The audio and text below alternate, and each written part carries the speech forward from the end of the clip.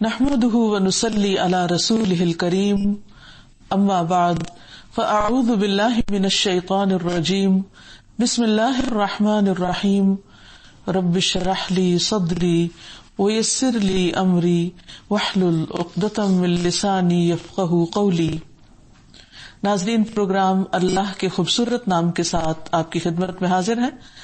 آج ہم انشاءاللہ العزیز اللہ سبحانہ وتعالی کے نام الرفیق پر بات کریں گے۔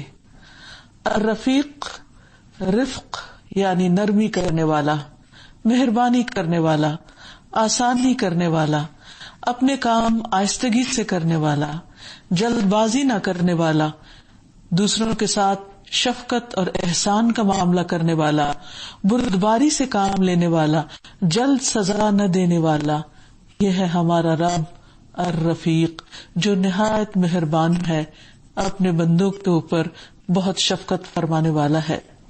تو آئیے ہم دیکھتے ہیں کہ اس معنی میں قرآن مجید میں اور احادیث میں ہمارے لیے کیا تعلیمات ہیں۔ سب سے پہلی بات یہ کہ اللہ سبحانہ وتعالی رفیق ہے، اللہ کا نام الرفیق ہے اور وہ رفق کو پسند کرتا ہے۔ حدیث میں آتا ہے ان اللہ رفیق یحب الرفق فی الامر کلہ۔ بخاری کے اس حدیث کا مطلب یہ ہے کہ بے شک اللہ سبحانہ وتعالی بہت نرمی فرمانے والا ہے اور وہ تمام معاملات میں نرمی کو پسند فرماتا ہے۔ اس لیے ہم نے بھی اپنے اندر نرمی لانے کی ضرورت ہے، اور نرمی جس چیز کے اندر ہوتی ہے اسے خوبصورت بنا دیتی ہے، اور جس چیز سے نکل جاتی ہے اسے بدصورت کر دیتی ہے۔ صحیح مسلم کی حدیث میں بھی آتا ہے کہ اللہ رفیق ہے اور رفق کو پسند کرتا ہے، یعنی خود نرمی والا ہے اور نرمی کرنا اسے پسند ہے، اور وہ اپنے بندوں پر ہر لحاظ سے نرمی اور مہربانی فرماتا ہے، جس کا مظاہرہ ہم مختلف مواقع پر دیکھتے ہیں۔ موسیٰ علیہ السلام کے واقعے میں ہم دیکھتے ہیں کہ اللہ تعالیٰ نے جب موسیٰ علیہ السلام کی والدہ کو دیکھا کہ وہ بچے کے معاملے میں بہت پریشان ہے، تو انہیں بہت پیار سے اور بہت نرمی اور مہربانی کے ساتھ سمجھایا۔ فرمایا وَأَوْحَيْنَا إِلَىٰ أُمِّ مُوسَىٰ أَنْ أَرْضِعِيهِ فَإِذَا خِفْتِ عَلَيْهِ فَأَلْقِيهِ فِي الْيَمِّ وَلَا تَخَافِي وَلَا تَحْزَنِي إِنَّا رَادُّوهُ إِلَيْكِ وَجَاعِلُوهُ مِنَ الْمُرْسَلِينَ۔ ہم نے موسیٰ کی والدہ کی طرف الہام کیا کہ اس بچے کو دودھ پلاتی رہو، پھر جب تجھے اس کے قتل کا خطرہ ہو تو اسے دریا میں ڈال دینا، اور کچھ خوف نہ کرنا اور غم نہ کھانا، لا تخافی ولا تحزنی، ہم اس بچے کو تیری ہی طرف لوٹائیں گے۔ تو اللہ کے وعدے پہ یقین رکھنا، پریشان نہ ہونا، اور اسے اپنا رسول بنا دیں گے۔ کس قدر مہربانی ہے، رحمت ہے ہمارے رب کی۔ پھر اسی طرح اللہ سبحانہ وتعالی اپنے بندوں کو مایوس نہیں کرتا۔ نبی صلی اللہ علیہ وسلم ایک مرتبہ اپنے صحابہ کے ایک گروہ کے پاس گئے جو ہنس رہے تھے، باتیں کر رہے تھے۔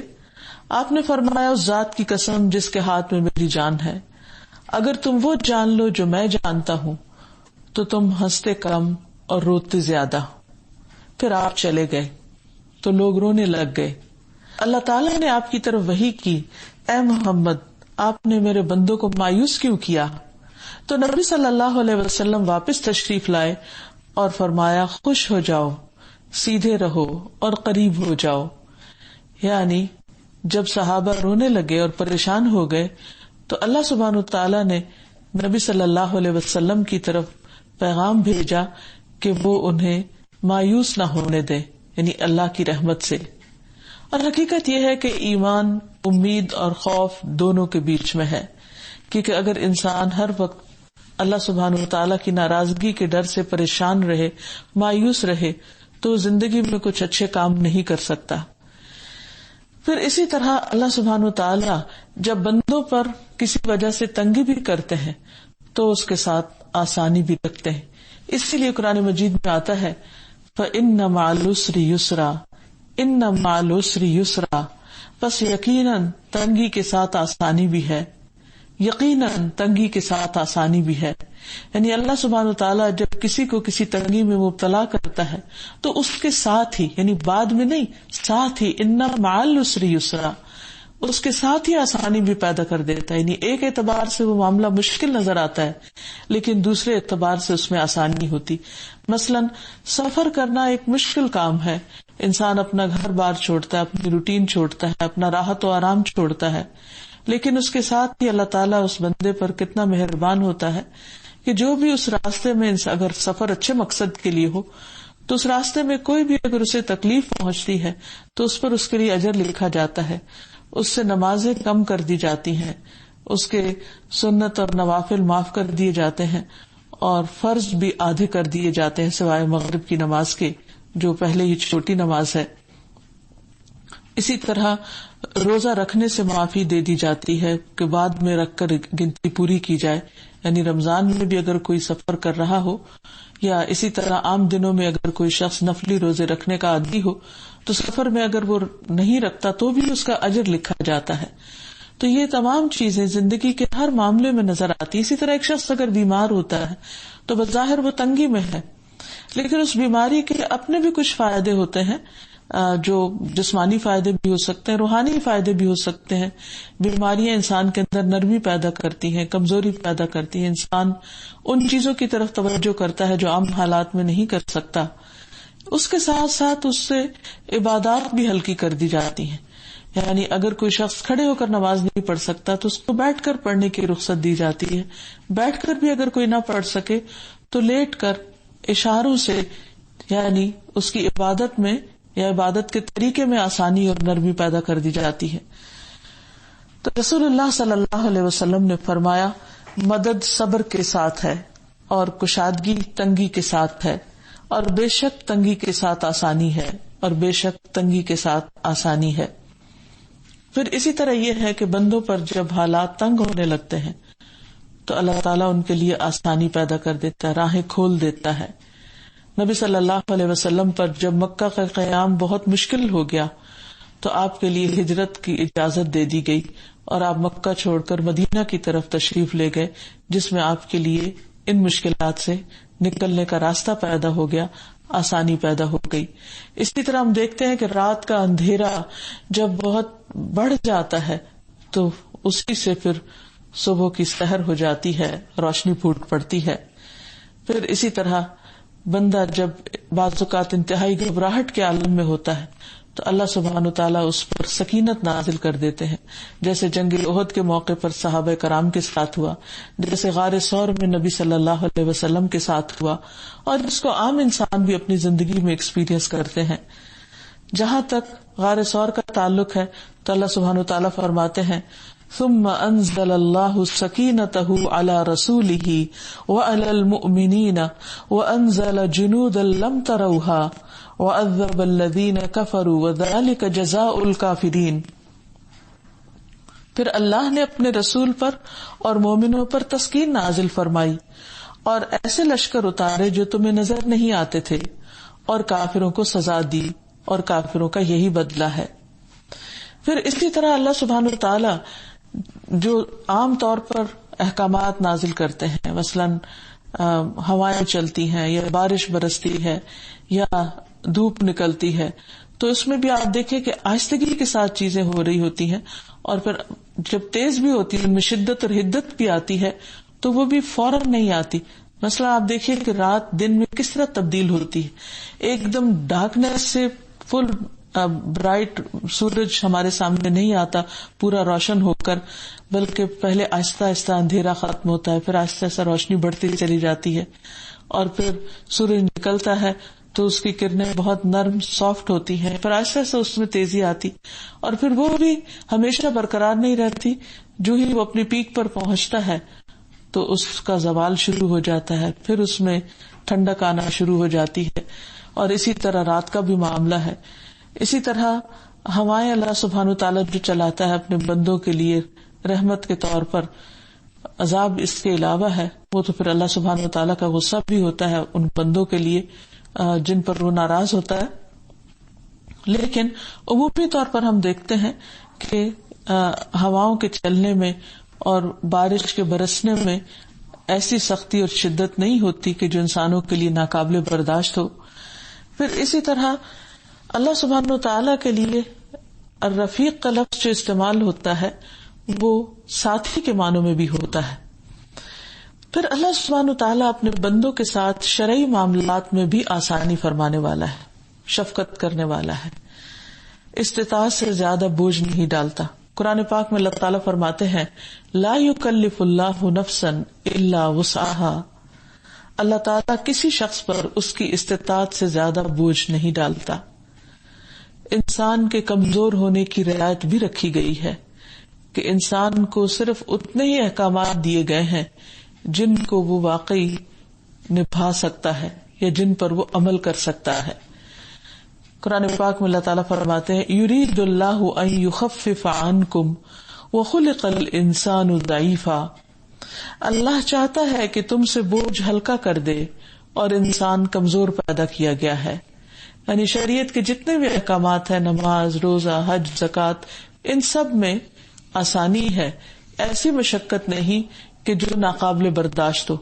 مثلا روزہ صبح سے شام تک کا ہے، ایسا نہیں کہا گیا کہ انسان 24 گھنٹے کا روزہ رکھے یا 48 گھنٹے کا روزہ رکھے. اسی طرح نمازوں کے اوقات بھی آپ دیکھیے کہ بہت ہی معتدل ہیں. صبح کے وقت ہلکی نماز ہے، ظہر کے وقت تھوڑی طویل ہے، پھر عصر کے وقت ہلکی ہے، مغرب بھی مختصر ہے، عشاء تھوڑی سی طویل ہے. یعنی بندوں کی سہولت کے لیے اللہ تعالیٰ نے ان کو 5 اوقات پر تقسیم کر دیا ہے، ورنہ اگر اللہ تعالیٰ چاہتا تو ایک ہی وقت میں یہ ساری نمازیں پڑھنے کا حکم دے دیتا. یا پھر جیسے پہلے حکم دیا گیا تھا 50 نمازوں کا، اگر وہ فرض کر دی جاتی تو ہمارے ساتھ کیا معاملہ ہوتا. یہ بھی اللہ سبحانہ تعالیٰ نے ہمیں دکھایا کہ وہ اس سے زیادہ بھی حکم دے سکتا تھا. اگر اس نے کم دیا تو یہ اس کی شفقت اور مہربانی کی وجہ سے اس کے الرفیق ہونے کی علامت ہے. پھر اسی طرح اللہ تعالیٰ بندوں سے تقوی کا تقاضا کرتا ہے، لیکن ساتھ ہی فرماتا ہے فاتقوا اللہ ما استطعتم. اللہ سے ڈرو جتنی تم میں استطاعت ہے. پھر اسی طرح دین میں تنگی نہیں رکھی. فرمایا وما جعل علیکم فی الدین من حرج. اللہ نے تم میں دین پہ، دینی معاملات میں کوئی سختی نہیں رکھی، یعنی ایسی سختی یا ایسی مشکل کہ جو تمہارے لیے ناقابل برداشت ہو اور جس کو ادا کرنا تمہارے لیے ناممکن ہو، بلکہ اس کے برعکس دین میں آسانیاں پیدا فرمائیں. نبی صلی اللہ علیہ وسلم نے فرمایا کہ دین آسان ہے. اور پھر ایک اور جگہ پر فرمایا یرید اللہ بکم اليسر ولا یرید بکم العسر. اللہ تعالیٰ تمہارے ساتھ آسانی چاہتا ہے، تمہارے ساتھ تنگی نہیں چاہتا. یعنی اللہ تعالیٰ بندوں کو دین کے احکامات پر عمل کرنے کا جو حکم دیتا ہے وہ اس لیے نہیں کہ انہیں کسی مشکل میں ڈالنا چاہتا ہے، بلکہ اگر بظاہر کوئی چیز مشکل بھی نظر آتی ہے تو اس کے بے شمار فائدے بھی ہیں، وہ حقیقت میں بندوں کو فائدہ پہنچانے کے لیے. مثال کے طور پر آپ دیکھیے کہ نماز ہے، نماز میں بظاہر وضو کرنا بڑا ہی مشکل کام لگتا ہے، لیکن دن میں 5 دفعہ جب انسان وضو کرتا ہے، ہاتھ پاؤں دھوتا ہے، اس کے جسم سے میل کچیل نکلتی ہے تو یہ اس کی صحت کے لیے کس قدر مفید ہے. اور پھر جسمانی طور پر ہی نہیں، روحانی طور پر بھی انسان اپنے آپ کو صاف ستھرا محسوس کرتا ہے. نبی صلی اللہ علیہ وسلم نے اس کی مثال اس سے دی کہ اگر تم میں سے کسی کے دروازے پر ایک نہر ہو اور وہ دن میں 5 مرتبہ اس میں نہائے تو کیا اس کے جسم پر کچھ بھی میل کچیل باقی رہ جائے گی؟ تو یہی حال 5 نمازوں کا ہے کہ جب بندہ ان کو اللہ تعالیٰ کے لیے ادا کرتا ہے تو اس کے جسم پر تو کوئی میل نہیں رہتی، لیکن اس کے اوپر کوئی گناہ بھی باقی نہیں رہتا. یعنی وہ جب رات کو سوتا ہے تو ہر قسم کے بوجھ سے آزاد ہو کر، صاف ستھرا ہو کر. پھر اسی طرح آپ دیکھیے کہ روزہ رکھنا بظاہر اس میں مشقت نظر آتی ہے، لیکن حقیقت یہ ہے کہ انسان کے ڈائجسٹو سسٹم کو یا اس کے جو نظام ہے اس کو ایک آسانی کے ساتھ کام کرنے کا موقع ملتا ہے اور ان اعضاء کی ایک طرح سے اوور ہالنگ ہو رہی ہوتی ہے. تو یہ بھی بندے کے فائدے میں ہے. پھر اسی طرح یہ ہے کہ انسان کو صبر و ضبط آتا ہے اس میں. اسی طرح مال نکالنا، زکات دینا بظاہر مشکل نظر آتا ہے، لیکن اس میں بھی انسان کے لیے آسانی اور فائدہ ہے، کیونکہ جب انسان اپنا مال کسی کو دیتا ہے تو اس کے اندر سے حرص اور بخل کے جذبات نکلتے ہیں، اس کے اندر آسانی پیدا ہوتی ہے، نرمی پیدا ہوتی ہے، دوسروں کی ضرورت کا احساس پیدا ہوتا ہے۔ اسی طرح حج میں بظاہر مشقت ہے، لیکن اس میں بہت سارے فائدے بھی رکھ دیے گئے ہیں، جس کا ذکر اللہ تعالیٰ قرآن مجید میں فرماتے ہیں۔ اور ویسے بھی اللہ تعالیٰ بندوں کے لیے آسانی کو پسند فرماتا ہے۔ رسول اللہ صلی اللہ علیہ وسلم نے فرمایا، بے شک اللہ تعالیٰ نے اس امت کے لیے آسانی کو پسند کیا ہے اور اس کے لیے تنگی کو ناپسند کیا ہے۔ اور یہ بات آپ نے 3 دفعہ فرمائی اور فرمایا اس امت نے تنگی کو پکڑ لیا اور آسانی کو چھوڑ دیا۔ یعنی بعض اوقات ہم عبادات کے معاملے میں جو رخصت دی جاتی ہے اس سے فائدہ نہیں اٹھاتے۔ بعض لوگ سفر میں اپنی نماز کو قصر نہیں کرتے، کم نہیں کرتے، یا اسی طرح دیگر امور میں جو دین کی آسانیاں ہیں وہ سمجھتے ہیں کہ شاید یہ اختیار کرنا تقویٰ کے خلاف ہے، حالانکہ ایسا نہیں۔ پھر اسی طرح اللہ سبحانہ وتعالیٰ کی یہ بہت بڑی مہربانی ہے کہ اس نے بندوں کی خطاؤں کو معاف کر دیا اور ان سے بھول چوک کو معاف فرما دیا۔ ابن عباس کہتے ہیں کہ بے شک رسول اللہ صلی اللہ علیہ وسلم نے فرمایا، اللہ نے میرے لیے میری امت کی غلطی اور بھول چوک اور جس چیز پر ان کو مجبور کر دیا جائے اس سے درگزر فرمایا ہے۔ یہ ہے اللہ الرفیق، رفق اور نرمی فرمانے والا۔ اسی طرح اللہ سبحانہ وتعالیٰ کے اس نام کا ایک اور مطلب بھی ہے، اور وہ ہے ساتھی۔ اور اللہ سبحانہ وتعالیٰ اپنے بندوں کے ساتھ ہوتا ہے، ان کی مدد فرماتا ہے، اور یہ ساتھ 2 طرح کا ہے، ایک عام ہے اور ایک خاص ہے۔ اس خاص ساتھ جو ہے وہ اس کے خاص بندوں کے لیے ہوتا ہے، جیسے انبیاء علیہ السلام اور صدیقین اور شہداء وغیرہ کے لیے، کہ ان کی خاص مدد فرماتا ہے۔ اور عام طور پر وہ اپنے تمام بندوں کے امور اور احوال کو جاننے والا ہے، اپنے علم کے ساتھ وہ ان کے ساتھ ہوتا ہے۔ اس سلسلے میں ابن عمر کی ایک روایت ہے کہ رسول اللہ صلی اللہ علیہ وسلم جب بھی اپنے اونٹ پر سوار ہو کر کسی سفر کے لیے نکلتے تو 3 مرتبہ اللہ اکبر کہتے، پھر فرماتے سبحان الذی سخر لنا ھذا وما كنا له مقرنین وانا الی ربنا لمنقلبون۔ پاک ہے وہ ذات کہ جس نے ہمارے لیے اسے مسخر کر دیا اور ہم اسے مسخر کرنے والے نہ تھے، اور ہم اپنے پروردگار کی طرف پلٹ کر جانے والے ہیں، یعنی بالآخر ہم سب کی واپسی اللہ تعالیٰ ہی کی طرف ہے۔ پھر آپ دعا فرماتے، اللہم انا نسألک فی سفرنا ھذا البر والتقوی ومن العمل ما ترضى اللہم ہون علینا سفرنا ھذا واطو عنا بعدہ اللہم انا نعوذ بک من وعثاء السفر وکآبۃ المنظر وسوء المنقلب فی المال والاہل والولد۔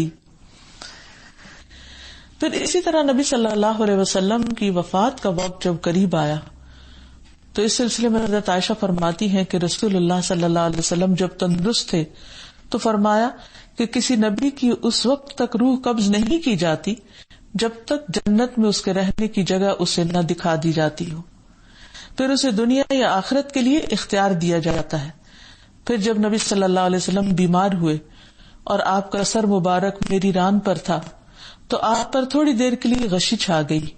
پھر جب آپ کو ہوش آیا تو آپ چھت کی طرف ٹکٹکی لگا کر دیکھنے لگے، پھر فرمایا اللہم الرفیق الاعلی۔ میں نے کہا کہ اب نبی صلی اللہ علیہ وسلم ہم نے ترجیح نہیں دے سکتے، اور میں سمجھ گئی کہ یہ وہی بات ہے جو آپ نے ایک مرتبہ ارشاد فرمائی تھی۔ حضرت عائشہ فرماتی ہے کہ نبی صلی اللہ علیہ وسلم کی آخری بات جو آپ نے اپنی زبان مبارک سے ادا فرمائی وہ یہ تھی، اللہم الرفیق الاعلی، یعنی اے اللہ مجھے رفیق اعلیٰ کا ساتھ پسند ہے، یعنی اللہ سبحانہ تعالیٰ کے پاس واپس جانا چاہتا ہوں۔ تو اللہ تعالیٰ اپنے بندوں پر جہاں مہربانی فرماتا ہے وہاں پر وہ ان کے ساتھ بھی ہوتا ہے، اور خاص بندوں کے ساتھ اس کی خاص معیت ہوتی ہے۔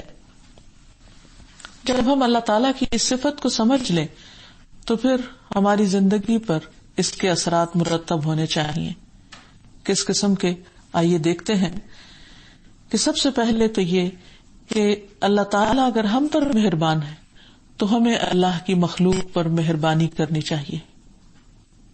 اور جیسے مشہور شعر بھی ہے، کرو مہربانی تم اہل زمین پر، خدا مہرباں ہوگا عرش بری پر. کہ اگر تم مخلوق کے ساتھ مہربانی کرو گے تو وہ عرش والا تم پر مہربانی فرمائے گا. تو چونکہ اللہ سبحانہ وتعالی الرفیق ہے اور اسے ہر معاملے میں رفق یعنی نرمی پسند ہے، تو ہمیں بھی ہر معاملے میں نرمی اختیار کرنی چاہیے. اور یہ اللہ سبحانہ وتعالی کے محبوب بندوں کی صفت ہوتی ہے.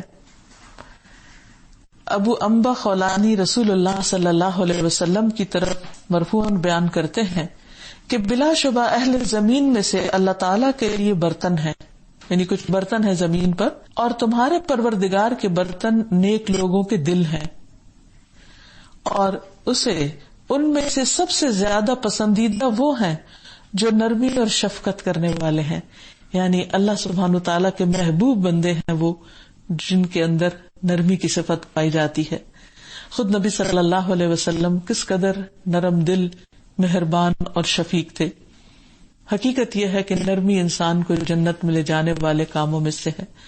نبی صلی اللہ علیہ وسلم نے فرمایا 3 قسم کے لوگ جنتی ہیں، ان میں سے ایک رحم اور شفقت کرنے والا، وہ شخص جو ہر قرابت دار اور ہر مسلمان کے لیے نرم دل ہو.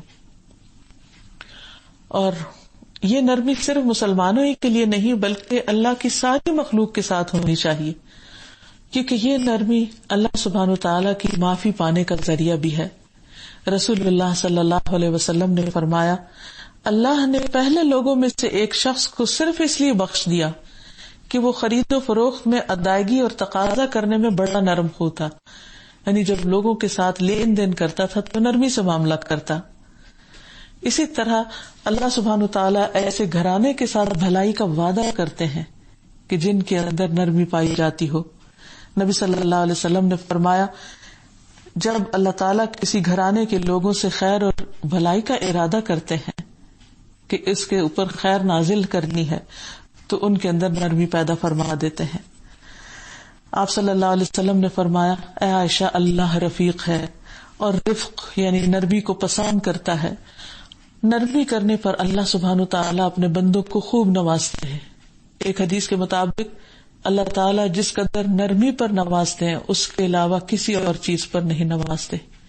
یعنی اگر انسان یہ چاہتا ہے کہ اس پر اللہ کی رحمتیں ہو جائیں، اس کی مشکلات آسان ہو جائیں اور جو وہ چاہتا ہے اس کو مل جائے، تو اس کے لیے ضروری ہے کہ وہ اللہ کے بندوں اور اللہ کی مخلوق پر نرمی کرے. اور پھر جب انسان نرمی کرتا ہے تو اس کے ساتھ بھی نرمی کی جاتی، نہیں دوسرے بھی اس کے ساتھ نرمی کا معاملہ کرتے ہیں. نرمی انسان کو خوبصورتی عطا کرتی ہے، انسان کے لیے باعث زینت ہوتی ہے، اور سختی انسان کو بدنما بنا دیتی. ایک شخص بظاہر کتنے بھی اچھے لباس میں ہو، کتنے بھی زیورات میں لدا ہوا ہو، کتنا بھی حسین نظر آتا ہو، لیکن اگر اس کے بات کرنے کا انداز سخت ہے، اس کا لوگوں کے ساتھ معاملہ سخت ہے، تو اس کا ظاہر حسن اس کو کچھ بھی فائدہ نہ دے گا بلکہ عیبدار بنا دے گا. پھر اسی طرح یہ ہے کہ جتنی نرمی ہوگی اتنی ہی خیر زیادہ ہوگی. ابو درداء کہتے ہیں کہ رسول اللہ صلی اللہ علیہ وسلم نے فرمایا، جس شخص کو نرمی سے حصہ دیا گیا اسے بھلائی سے حصہ دیا گیا، اور جو نرمی سے محروم ہوا وہ ہر خیر سے محروم ہوا، ہر بھلائی سے محروم ہوا. اب ہمیں دیکھنا یہ چاہیے کہ ہماری نرمی کا سب سے زیادہ مستحق کون ہے. تو اس میں اللہ سبحانہ وتعالیٰ کے بعد بندوں میں سے سب سے بڑا حق ہم پر والدین کا ہے. اس کے لیے خاص طور پر قرآن مجید میں ہمیں حکم دیا گیا ہے.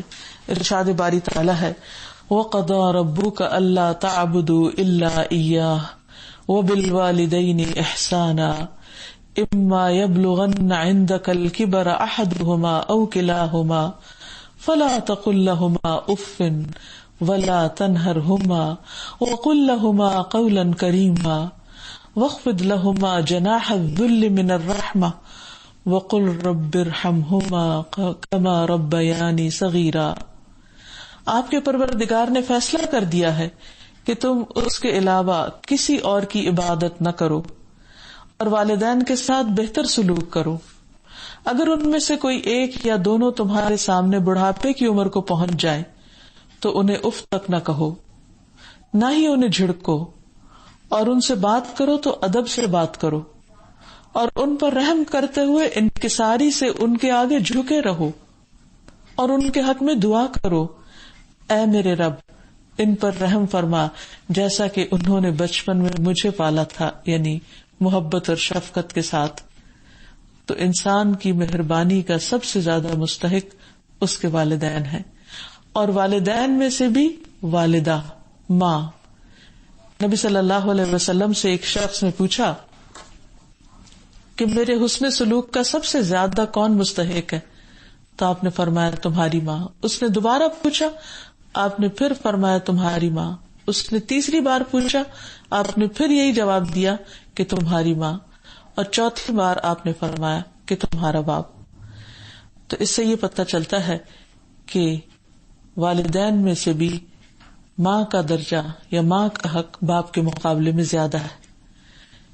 اسی طرح والدین کے بعد انسان اپنی اولاد کے لیے تو نرم مزاج اور شفیق ہوتا ہی ہے، لیکن بیوی کے ساتھ نرمی بھی ہمارے دین کے اخلاق میں سے ہے. کیونکہ عموماً بچے تو چونکہ اپنا خون ہوتے ہیں اور اللہ تعالیٰ نے ان کی محبت دلوں میں ڈالی ہی ہوتی ہے، تو اس کے لیے کسی ایفرٹ کی ضرورت نہیں ہوتی. لیکن بہت سے لوگ خواتین کے ساتھ نرمی کا معاملہ نہیں کرتے، اور خصوصاً ہمارے ملک میں وقتاً فوقتاً ایسے واقعات سامنے آتے رہتے ہیں جس میں خواتین کے ساتھ زیادتی کی جاتی ہے یا بیویوں پر تشدد کیا جاتا ہے. یہ کوئی اسلامی یا انسانی اخلاق نہیں. اس سلسلے میں انسان کو اپنے آپ کو بہتر بنانے کی ضرورت ہے. رسول اللہ صلی اللہ علیہ وسلم نے فرمایا تم میں سے بہتر وہ ہے جو اپنے گھر والوں کے لیے بہتر ہو، اور تم سب کی نسبت میں اپنے گھر والوں کے لیے بہتر ہوں. حضرت انس کہتے ہیں کہ نبی صلی اللہ علیہ وسلم اپنی ازواج مطہرات کے پاس تشریف لائے. اونٹ ہانکنے والا اونٹوں کو تیز تیز ہانک رہا تھا جس کا نام انجشہ تھا. آپ نے فرمایا اے انجشہ تیرے لیے خرابی ہو، اونٹوں کو آہستہ آہستہ چلاؤ، ان پر نازک آبگینے سوار ہیں. یعنی خواتین کو نازک شیشوں کی طرح کنسیڈر کیا کہ جس طرح تیزی کے ساتھ وہ ٹوٹ سکتے ہیں، اسی طرح خواتین بھی جسمانی اعتبار سے کمزور ہوتی ہیں تو ان کو کوئی تکلیف پہنچ سکتی ہے. تو تم اونٹوں کو اس طرح نہ چلاؤ کہ ان کے لیے یہ چلنا باعث اذیت ہو. پھر اسی طرح آپ صلی اللہ علیہ وسلم کو دیکھا گیا کہ آپ حضرت صفیہ کے لیے اپنا گھٹنا رکھ دیتے اور وہ گھٹنے کو سیڑھی کے طور پر استعمال کرتے ہوئے اونٹ پر سوار ہوتی. پھر اسی طرح حضرت عائشہ رضی اللہ تعالی عنہا جب بھی آپ سے کسی چیز کی فرمائش کرتی ہیں آپ ان کو پورا کر دیتے. پھر اسی طرح بچوں کے ساتھ نرمی، صرف اپنے بچوں کے ساتھ نہیں، سب کے بچوں کے ساتھ. حضرت انس کہتے ہیں کہ میں نے رسول اللہ صلی اللہ علیہ وسلم سے بڑھ کر کسی کو بچوں پر شفقت کرتے ہوئے نہیں دیکھا. پھر بچے کو نرمی سے اٹھانا، نرمی سے رکھنا، پیار کا معاملہ کرنا. صحابہ کہتے ہیں کہ ہم رسول اللہ صلی اللہ علیہ وسلم کے ساتھ نماز عشاء ادا کر رہے تھے. اچانک حسن اور حسین آپ کی پشت پر چڑھ گئے. آپ سر اٹھاتے تو ان کو پیچھے سے نرمی سے پکڑ لیتے اور بڑی ہی شفقت سے ان کو زمین پر رکھ دیتے. پھر جب آپ سجدہ کرتے تو وہ پھر چڑھ جاتے. جب آپ نماز پڑھ لیتے تو ان کو اپنی ران پر بٹھا لیتے، یعنی ایک کو ایک ران پہ دوسری کو دوسری پر. ابو ہریرہ کہتے ہیں کہ میں آپ کے پاس آیا اور کہا اے اللہ کے رسول صلی اللہ علیہ وسلم، کیا میں ان دونوں کو ان کی ماں کے پاس نہ لے جاؤں؟ آپ نے فرمایا نہیں. ہم عام طور پر کیا کرتے ہیں کہ نمازوں کے اوقات میں اگر بچے قریب بھی آ جائیں تو زبردستی سے ان کو دور لے جاتے ہیں. وہ چیختے چلاتے رہتے ہیں لیکن کوئی ان کی نہیں سنتا، اور اگر وہ پیٹھ پر سوار ہو جائیں تو بعض اوقات ان کو گرا بھی دیتے ہیں. تو یہ مسنون طریقہ نہیں، پیارے نبی کی سنت نہیں، اس لیے اس سے بچنا چاہیے. اسی طرح بعض اوقات مسجد میں بچے شور کرتے ہیں لیکن ہم دوسری ایکسٹریم پر نکل جاتے ہیں اور ان کو پیار سے سمجھاتے نہیں، اپنے پاس بٹھاتے نہیں، جس سے دوسرے لوگ ڈسٹرب ہوتے ہیں. تو نبی صلی اللہ علیہ وسلم نے ان کو نماز میں بھی بچوں کو توجہ اس لیے دی تاکہ وہ دوسروں کی ڈسٹربنس کا باعث نہ بنے. تو ہمیں بھی آپ صلی اللہ علیہ وسلم کی سنت کی پیروی کرنی چاہیے. پھر اسی طرح بعض لوگ بچوں کو پیار کرتے ہوئے ان کے گال کھینچ دیتے ہیں یا ناک یا بال، تو اس سے بھی پرہیز کرنا چاہیے. جابر بن سمرہ کہتے ہیں میں نے رسول اللہ صلی اللہ علیہ وسلم کے ساتھ ظہر کی نماز پڑھی، پھر آپ اپنے گھر جانے کو نکلے، میں بھی آپ کے ساتھ نکلا. سامنے کچھ بچے آئے، آپ نے ہر ایک بچے کے رخسار پر ہاتھ پھیرا، یعنی اس کے گال پر ہاتھ پھیرا اور میرے بھی گال پر ہاتھ پھیرا، اور میں آپ کے ہاتھ میں وہ ٹھنڈک یا خوشبو جو اس وقت میں نے پائی وہ آج تک محسوس کرتا ہوں. یعنی آپ کا ہاتھ ریشم کی طرح ملائم تھا اور اتنا خوشبودار، اور آپ نے پیار سے ہر بچے کو اس کے گال پہ ہاتھ پھیرا، اور ظاہر ہے کہ یہ آپ کی محبت اور شفقت ان کو زندگی بھر کے لیے یاد رہ گئی. پھر اسی طرح انسان کو اپنے رشتہ داروں کے ساتھ نرمی کا سلوک کرنا چاہیے. بعض اوقات انسان اپنے دوستوں اور باہر والوں کے ساتھ تو پھر بھی مہربانی کر لیتا ہے، لیکن رشتہ داروں کے عموماً تقاضے زیادہ ہوتے ہیں اور ان کی طرف سے تکلیف بھی بہت پہنچتی ہے، اور پھر جواباً اچھا معاملہ کرنا، اچھا سلوک کرنا مشکل ہو جاتا ہے. ابن عباس رضی اللہ عنہ سے مروی ہے کہ انہوں نے کہا کہ اپنے نسبوں کو یعنی رشتوں کو یاد رکھو، اپنے رشتہ داروں کے ساتھ صلہ رحمی کرو. اگر قریبی رشتہ دار کو بھی دور کرو تو دور تر ہو جاتے ہیں، اور اگر دور کے رشتہ دار کو بھی قریب کرو تو قریب تر ہو جاتے ہیں. قیامت کے دن رحم اپنے مالک کے حضور شہادت دے گا کہ کس نے اسے جوڑا اور کس نے اسے توڑا. پھر اسی طرح انسان کو اپنے خادموں کے ساتھ نرمی کرنی چاہیے، پیار سے کام کرانا چاہیے. ڈانٹنے کی بھی ضرورت پیش آئے تو پیار سے سرزنش کرنی چاہیے. ان کے کاموں میں ہر وقت عیب نہیں نکالنے چاہیے. کسی کام کے غلط ہو جانے پر شدید ملامت نہیں کرنی چاہیے، یعنی بتانا تو چاہیے غلطی کرو، لیکن ایسی ملامت نہیں کہ دوسرا شخص ڈسہارٹ ہو جائے، کیونکہ وہ بھی آخر انسان ہے. پھر اسی طرح ان کو مار پیٹ سے دور رہنا چاہیے. حضرت عائشہ کہتی ہے کہ رسول اللہ صلی اللہ علیہ وسلم نے کسی کو اپنی ذات کے لیے اپنے ہاتھ سے نہیں مارا، نہ کسی عورت کو، نہ کبھی کسی خادم کو. پھر ان کی ضروریات بھی پوری کرنی چاہیے. نبی صلی اللہ علیہ وسلم کے ایک خادم تھے، آپ ان سے اکثر پوچھتے رہتے تھے کہ تمہیں کیا چاہیے، تمہیں کسی چیز کی ضرورت تو نہیں، تمہیں کوئی میری مدد چاہیے ہو. تو ایک مرتبہ انہوں نے کہا کہ یا رسول اللہ صلی اللہ علیہ وسلم، آپ قیامت کے دن میری شفاعت کرا دیجیے. تو آپ نے فرمایا کہ تمہارے دل میں یہ خیال کس طرح آیا؟ تو وہ کہنے لگے کہ اللہ نے میرے دل میں یہ خیال ڈالا ہے. پھر آپ نے فرمایا کہ اچھا اگر تم یہ چاہتے ہو تو سجدوں کی کثرت سے میری مدد کرو، یعنی نمازیں خوب پڑھا کرو تاکہ میں تمہارے حق میں شفاعت کر سکوں. پھر اسی طرح اپنے تو اپنے ہیں اور قریبی لوگ تو قریبی لوگ ہیں. ہمارا دین تو ہمیں دشمنوں کے ساتھ بھی نرم سلوک کرنے کی تلقین کرتا ہے. جنگ احد کے بعد جب آپ کا دانت مبارک شہید ہو گیا تو آپ کے منہ سے چند ایسے الفاظ نکلے کہ جن پر آپ کو فوراً بتایا گیا کہ آپ ان کے حق میں ایسا نہ کہیں، کیونکہ کچھ معلوم نہیں کہ اللہ تعالیٰ ان کی اولادوں میں ایسے لوگ پیدا کر دے جو آپ کے دین پر ایمان لانے والے ہوں. پھر اسی طرح جانوروں کے ساتھ نرمی اور شفقت کا معاملہ کرنا چاہیے، ان پر ان کی طاقت سے بڑھ کر بوجھ نہیں ڈالنا چاہیے. معاویہ بن قرہ کہتے ہیں کہ ابو درداء کا ایک اونٹ تھا جس کو دمون کہا جاتا. جب لوگ ان سے وہ ادھار مانگتے یعنی سواری وغیرہ کے لیے تو ابو درداء کہتے کہ اس اونٹ پر اس طرح کے بوجھ کے علاوہ بوجھ نہ لادنا، کیونکہ اس سے زیادہ وہ بوجھ لادنے کی طاقت نہیں رکھتا. یعنی اونٹ کے معاملے میں بھی وہ باقاعدہ تلقین کرتے، انسٹرکشنز دیتے. جب ابو درداء پر وفات کا وقت آیا تو کہنے لگے اے دمون، کل میرے رب کے ہاں میرے ساتھ جھگڑا نہ کرنا، میں تجھ پر وہی بوجھ لاتا تھا جس کی تیرے اندر طاقت تھی. دیکھیے صحابہ کا تقوی کہ انسان تو انسان، جانوروں کے ساتھ بھی کس قدر انصاف کا معاملہ کرتے. پھر جانوروں کو صاف ستھرا بھی رکھنا چاہیے.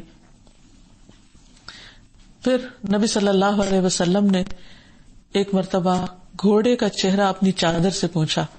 جب آپ سے پوچھا گیا کہ آپ ایسا کیوں کر رہے ہیں تو آپ نے فرمایا کہ گزشتہ رات مجھے گھوڑوں کے بارے میں ڈانٹا گیا ہے، یعنی تلقین کی گئی ہے. پھر لمبے ناخنوں کے ساتھ دودھ نہیں دونا چاہیے، کیونکہ اس سے جانوروں کو تکلیف ہوتی ہے. سوادہ بن ربی کہتے ہیں کہ میں نبی صلی اللہ علیہ وسلم کے پاس آیا اور آپ سے سوال کیا. آپ نے میرے لیے کچھ اونٹنیوں کا حکم دیا اور مجھے فرمایا جب تو اپنے گھر پہنچے تو انہیں کہنا کہ موسم بہار میں پیدا ہونے والے ان کے بچوں کو اچھی غذا دیں. نیز انہیں کہنا کہ وہ اپنے ناخن تراش لیں تاکہ دودھ دوہتے وقت مویشیوں کے تھنوں کو تکلیف نہ ہو. اب دیکھیے کتنی دور کی بات سوچی، کس قدر مہربانی اور کس قدر حسن سلوک تھا آپ کا. حقیقت یہ ہے کہ آپ کو اللہ سبحانہ و تعالیٰ نے تمام جہان والوں کے لیے رحمت بنا کر بھیجا تھا. وما ارسلناک الا رحمتا للعالمین. اور پھر یہ کہ انسان عام طور پر نرمی اس کے ساتھ تو کرتا ہی ہے جو اس کے ساتھ نرم سلوک کرے، لیکن ایسے لوگوں کے ساتھ نرمی کرنا جو ہمارے ساتھ سختی کرے، یہ واقعی ایک امتحان ہوتا ہے. اور اس امتحان میں وہی کامیاب ہو سکتا ہے جس کے دل کے اندر حقیقی طور پر نرمی آ چکی ہو.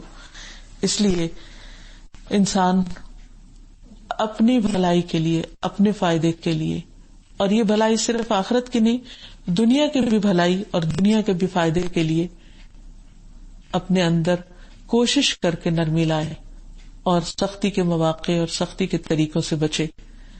آپ دیکھیں کہ اس کی ایک بہترین مثال ہماری زبان ہے. کسی نے زبان سے پوچھا کہ تم 32 دانتوں کے اندر سلامت کیسے رہتی ہو؟ تو اس نے کہا کہ اپنی نرمی کی وجہ سے. اور ایک حقیقت ہے کہ اگر زبان سخت ہوتی تو معلوم نہیں کتنی دفعہ وہ دانتوں کے آگے کرش ہو جاتی یا ٹوٹ جاتی. اللہ سبحانہ و تعالیٰ کے اس نام سے ہمیں دعا بھی کرنی چاہیے. نبی صلی اللہ علیہ وسلم وفات سے پہلے یہ دعا کیا کرتے تھے، اللہم اغفر لی وارحمنی والحقنی بالرفیق. اے اللہ میری مغفرت فرما، مجھ پر رحم کر اور رفیق سے مجھے ملا.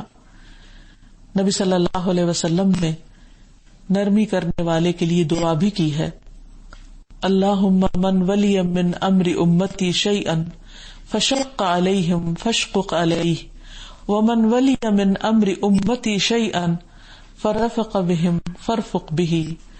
اے اللہ میری اس امت میں سے جس کو والی بنایا جائے، یعنی جسے کوئی حکومت دی جائے، کوئی عہدہ دیا جائے، اور وہ ان پر سختی کرے تو بھی اس پر سختی کر. اور میری امت میں سے جس کو کسی معاملے میں ولی بنایا جائے، والی بنایا جائے، اور وہ ان سے نرمی کرے تو بھی اس پر نرمی کر.